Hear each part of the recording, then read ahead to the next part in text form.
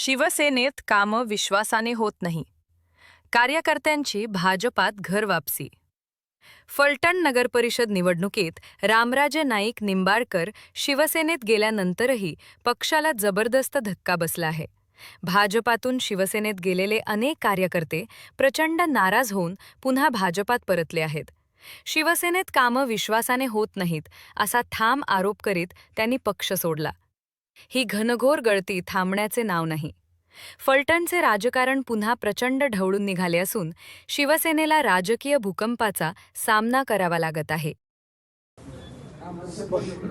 आणि रात्रीपासून मला झोपच आलं नाही. खासदारावर एवढं प्रेम आहे की मी खासदाराचा उजवा हातच आहे. त्यामुळं मला येणं भागच होते. त्यामुळे तिथं जायचं काय आता काय आवश्यक नाही. आता मरेन मी इथंच. मी सगळं काय असेल ते मी इथं नसते. मी दादांना सोडणार नाही ही शब्द देतो. आणि मी जाहीरपणे शब्द देतो की दादा तुमची साथ मला शेवटपर्यंत पाहिजे. फक्त मला आधार द्या तुम्ही शेवटपर्यंत. मी सोमवार पेठेत किंगमेकर म्हणूनच राहणार ही मी शब्द देतो.